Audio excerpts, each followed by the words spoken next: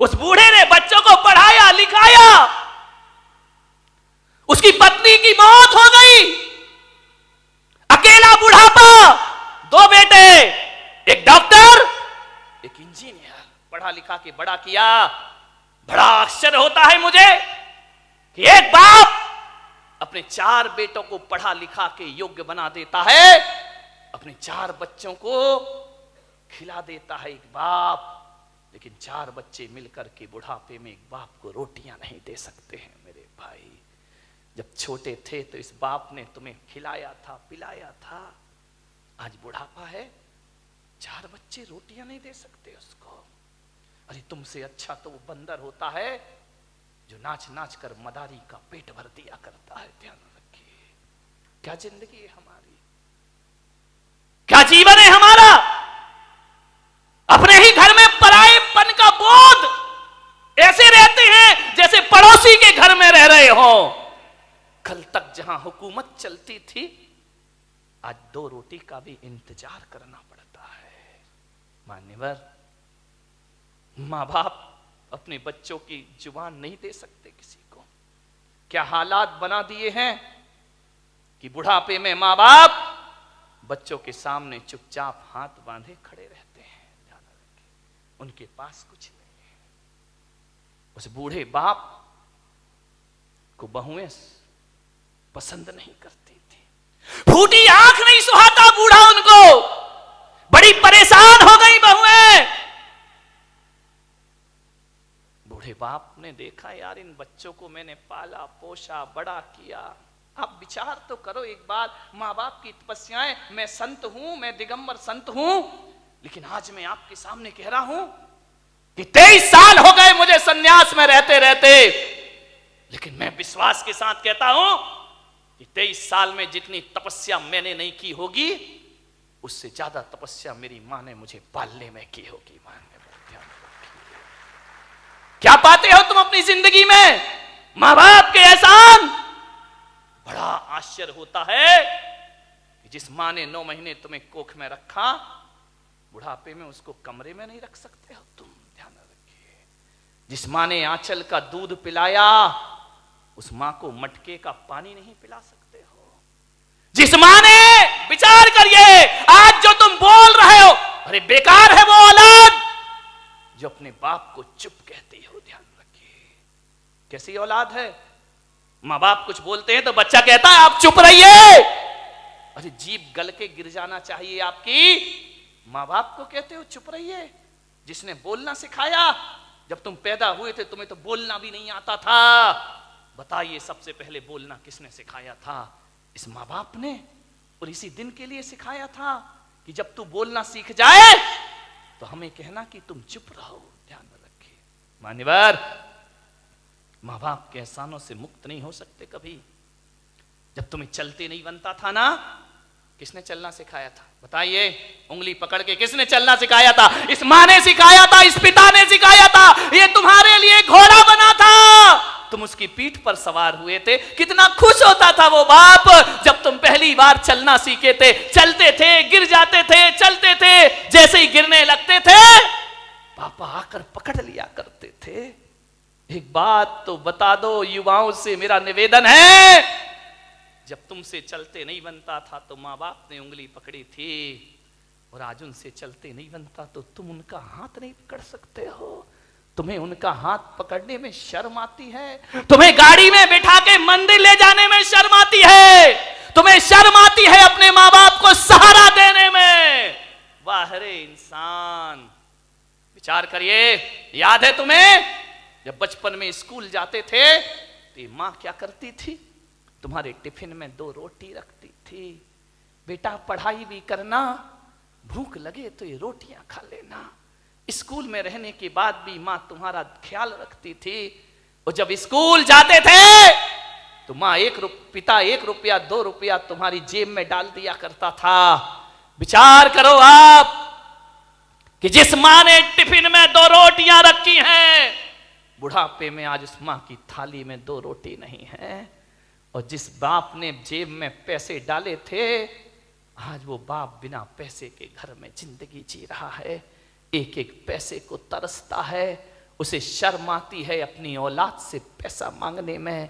एक बात तो बता दो, युवाओं से मेरा निवेदन है कि बचपन में तुमने पिता की जेब से पैसे निकाले थे तो पिता तो गुस्सा नहीं हुए थे ना? पिता तो सोचते थे बच्चा है, निकाल लिया, खर्च करेगा, कोई बात नहीं है। बचपन में पिता के जेब से पैसे निकालते तब पिता को गुस्सा नहीं आया, और आज बुढ़ापे में बाप यदि तुम्हारी जेब से पैसा निकाले तो तुम्हें गुस्सा क्यों आता है? मैं आपसे पूछना चाहता हूं, युवाओं से मेरा प्रश्न है, आज आपको गुस्सा क्यों आता है? आज पिता को इजाजत क्यों लेना पड़ती है? एक बात आपसे निवेदन करने जा रहा हूं, मान्यवर, जब तुम छोटे थे ना, ये वही बाप है, तुम्हारे घर में एक चिड़िया आती थी, तुम बचपन में छोटे में पूछते थे पापा ये क्या है? पापा कहते थे बेटा चिड़िया है। फिर थोड़ी देर बाद चिड़िया आती थी, पापा ये क्या है? बेटा ये चिड़िया है। फिर चिड़िया आई, पापा ये क्या है? तुमने 10 बार पूछा, बाप ने 10 बार बताया बेटा ये चिड़िया है। पापा को गुस्सा नहीं आया ना? और जब बुढ़ापे में एक बाप किसी बात को 2 बार पूछ लेता है तो आप कहते हो तुम्हें एक बार का समझ में नहीं आता है, बार बार पूछते रहते हो। कितनी बार समझाऊं तुमको? बताओ, तुमने 10 बार पूछा तो पापा ने गुस्सा नहीं किया, आज पापा ने 2 बार पूछ लिया तो तुमको गुस्सा आ गया। तुम कहते हो कि माँ बाप जिद करते हैं, बुढ़ापे में परेशान करते हैं। तुमने भी बहुत जिद की थी जब तुम अपने माँ बाप के साथ बाजार गए थे, खिलौने के लिए मचल गए थे, पापा यही खिलौना लूंगा, पापा के पास पैसे नहीं थे, पापा मुझे यही वाला चाहिए। सोचिए, आप विचार करिए, बाप के पास कुछ नहीं था, तुमने डिमांड की, तुमने जिद की, तुम भी तो सड़क पर मचल गए थे, बाजार में रोने लगे थे, तब पापा को गुस्सा नहीं आया। और आज माँ बाप थोड़ी सी जिद कर ले, तुमको गुस्सा आ जाता है। किस काम की जिंदगी है ये तुम्हारी? मान्यवर, विचार करिए, तुमने कितना परेशान किया है माँ बाप को। उस परेशानी का यदि 1% भी चुका सको तो माँ बाप खुशी से अपनी जिंदगी जी लेंगे। मेरे भाई, मैं आपसे निवेदन करता हूं, माँ बाप का सम्मान ना कर सको कोई बात नहीं है, ज्यादा उनका मान प्रतिष्ठा ना दे सको कोई बात नहीं, लेकिन मेरा आपसे आज एक निवेदन है, इज्जत ना दे सको कोई बात नहीं, मगर ऐसा तो करो कि माँ बाप इज्जत से उस घर में रह सके। ध्यान रखें, इतना तो कर सकते हो ना कि सम्मान की जिंदगी जी सके। वो क्या करते हम माँ बाप के लिए? स्वामी विवेकानंद बहुत बड़े संत हुए, अमेरिका गए, उन्होंने अपना भाषण दिया, प्रवचन दिया, मां पर बहुत अच्छा बोलते थे। वो कहते थे मां से अच्छा कुछ नहीं होता, मां से बड़ा कोई धर्म नहीं होता है, पिता से बड़ा कोई धर्म नहीं होता, कोई कर्तव्य नहीं होता हमारा। विवेकानंद से किसी जिज्ञासु ने पूछ लिया, आप मां की इतनी महिमा गाते हैं, मां में ऐसा क्या है? धरती पर आए हैं तो मां तो मिलेगी मिलेगी, इसमें कौन सा एहसान? और हर मां बाप पाल पोस के बड़ा करते हैं, कोई बड़ा काम नहीं कर दिया उन्होंने। धरती पर आओगे तो मां बाप तो मिलेंगे ही मिलेंगे। विवेकानंद ने कहा, यह प्रश्न कोई भारत का आदमी पूछ रहा है कि मां में ऐसा क्या है? स्वामी विवेकानंद ने उसे बुलाया कि इधर आओ। वो एक साफा बांधते थे, उन्होंने अपनी पगड़ी खोली, बोले इसे पकड़ो। उसने कहा स्वामी जी ये क्या है? बोले पकड़ो। उसने पकड़ा, और स्वामी विवेकानंद ने कहा कि जाओ मेरी सभागृह के बाहर 1 किलो का पत्थर पड़ा है, उसे उठा के लाओ। बोले स्वामी जी मुझे प्रश्न का उत्तर चाहिए, ये पत्थर अत्थर में से नहीं उठेगा। बोले देख, मां बाप के संदेह में उठा हुआ प्रश्न किसी पत्थर से कम नहीं हुआ करता है। और पत्थर का जवाब स्वामी विवेकानंद नहीं देते, पत्थर का जवाब पत्थर ही दिया करता है। जाओ और पत्थर उठा के लाओ। वो पत्थर उठा के लाया, स्वामी जी ने कहा अपने पेट में बांध, और बांध करके पूरे नगर के 3 चक्कर लगा के आ। बोले ऐसा नहीं हो सकता। बोले क्यों नहीं हो सकता है? बोले मुझे उत्तर चाहिए। बोले उत्तर मैं नहीं दूंगा, उत्तर पत्थर देगा। मां बाप के खिलाफ उठा प्रश्न पत्थर है, उत्तर भी पत्थर ही देगा। जाओ। उसने बांधा पूरी परिक्रमा, बोले थोड़ी देर बांधा फिर छोड़ दिया। बोले मेरे से नहीं होगा ये। बोले क्यों? बोले स्वामी जी आप इतने बड़े विद्वान हैं, मनीषी हैं, ज्ञानी हैं, मैं पेट में पत्थर बांध के घूमूंगा तो लोग हंसेंगे, मेरा मजाक बनेंगे, मुझे अच्छा नहीं लगेगा, मुझे शर्म आती है। तो स्वामी विवेकानंद ने कहा उत्तर मिल गया। बोले ये कोई उत्तर है क्या? बोले यही उत्तर है।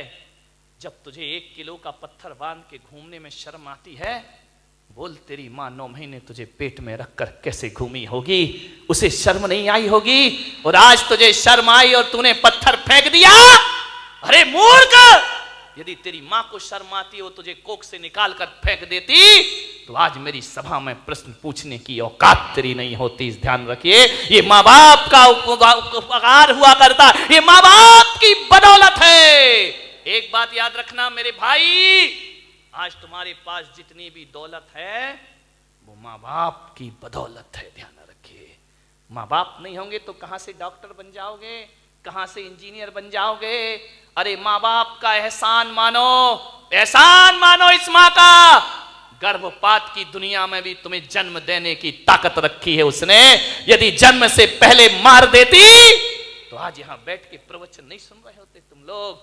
आज जो इज्जत तुमने कमाई है ना, ये मत सोचना कि पढ़ लिख के इज्जत कमाई है, ये मत सोचना कि दौलत कमा के इज्जत कमाई है। आज किसी संत की सभा में इज्जत से बैठे हो तो अपनी बदौलत नहीं, अपने मां बाप की बदौलत बैठे हुए हो। ध्यान रखिए, मेरा आपसे निवेदन है, यदि ये मां तुम्हें जन्म देके किसी कचड़े घर में फेंक देती ना, जैसे आज बुढ़ापे में तुम उसे फेंक रहे हो, यदि बचपन में इस मां ने फेंक दिया होता ना तो ना तुम्हारी जात का पता चलता, ना तुम्हारे बाप का पता चलता, और इस धरती पर नाजायज औलाद बनकर जीते रहते। कोई तुमसे शादी करने को तैयार नहीं होता मेरे भाई। माँ बाप ने जिंदगी भर अपना चरित्र बचाया है, इस माँ ने अपने सतीत्व को बचाया है, उस पिता ने अपने चाल चलन को सुधारा है, तब जाकर तुम इस समाज में इज्जत की जिंदगी जी रहे हो मेरे भाई। ध्यान रखिए, ये इज्जत भी माँ बाप से मिली है, ये नाम भी माँ बाप से मिला है। और तुम्हें डॉक्टर बनाने से पहले तुम्हें डॉक्टर बनाने का सपना माँ बाप ने देखा था, तुमने बाद में, तुम्हें तो अकल भी नहीं थी, तुम्हें तो समझ भी नहीं थी कि इंजीनियर क्या होता है, डॉक्टर क्या होता है। माँ बाप तुम्हें बनाते हैं।